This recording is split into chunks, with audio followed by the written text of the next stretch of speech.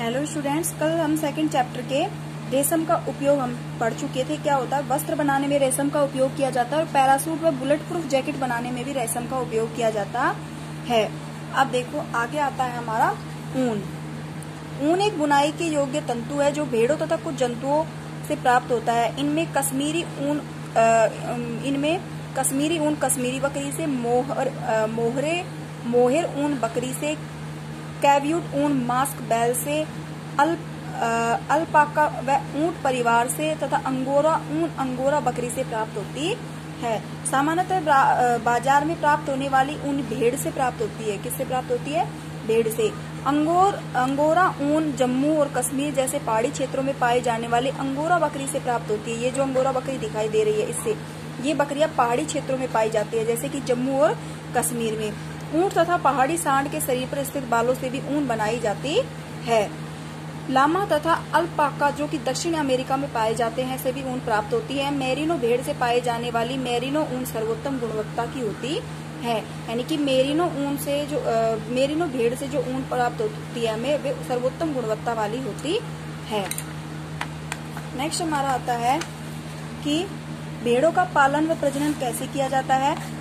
आपने भारत के बहुत से भागों में भेड़ों के समूह को मैदानों में चरते हुए देखा होगा। शाकाहारी जंतु ये शाकाहारी तथा जंतु है घास व पत्तियों को खाते हैं। ये कभी कभी दाल, मक्का, ज्वार आदि का मिश्रण भी खाती हैं। भारत में मुख्यतः जम्मू कश्मीर,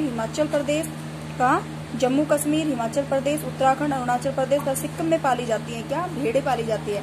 अब देखो प्रजाति का नाम, ऊन की किस्म और कहाँ पाई जाती है वो देखो। लोही भेड़ जो है भेड़ उत्तम किस्म की ऊन देती है। कौन सी? लोही। कहाँ पाई जाती है? राजस्थान में और पंजाब में। फिर रामपुर, बुशेयर, रोया व बुरी कच्ची ऊन उत्तर प्रदेश और हिमाचल प्रदेश में। नेल, गलीचे की ऊन राजस्थान, हरियाणा, पंजाब।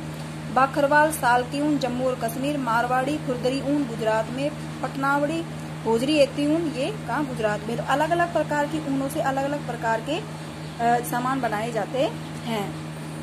अब होता है कि तंतुओं को ऊन में बदलने की प्रक्रिया। देखो कैसे होती है। ऊन बनाने की प्रक्रिया में मुख्यतः 4 चरण होते हैं।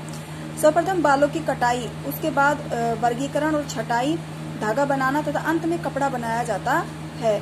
बालों की कटाई में देखो क्या होता है। संसार के अधिकतर भागों में भेड़ों की बालों की कटाई साल में एक बार की जाती है। कब की जाती है? एक बार। तथा वसंत की शुरुआत में, ग्रीष्म की शुरुआत में क्या करते हैं? क्या तो वसंत की शुरुआत में या फिर हम कह सकते हैं ग्रीष्म की शुरुआत में।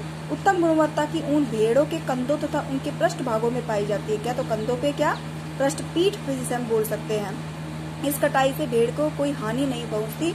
यह मुंडन के समान ही एक प्रक्रिया होती है। उसके बाद हमारा आता है वर्गीकरण में छटाई। कटाई के पश्चात इस ऊन का वर्गीकरण तथा छटाई होती है। इस प्रक्रिया में श्रमिक रोग से गंदगी, यानी कि श्रमिक रोए जो होते हैं उनसे क्या करते हैं? उनसे गंदगी निकालते हैं। टूटे हुए घटिया बाल हटाते हैं।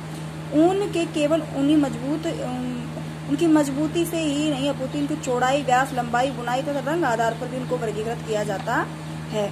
उसके बाद आती है सफाई या धुनाई। अब इनको शोधन प्रसार से साफ किया जाता है। इसमें इनका पीलापन, रेत, मिट्टी तथा अशुद्धियां निकल जाती है। इसके पश्चात ऊन को सुखाकर उसकी धुनाई की जाती है।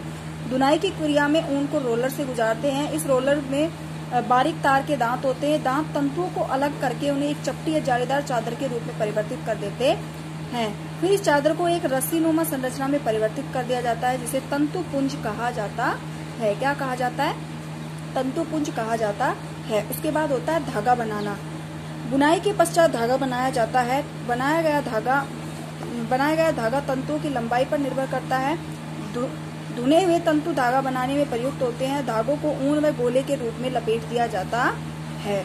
उसके बाद आता है ऊन का उपयोग। ऊन का प्रयोग स्वेटर, कपड़े, कोट, सूट, जैकेट, पैंट तथा मोजे बनाने में किया जाता है। इनके कंबल तथा गलीचे भी बनाए जाते हैं।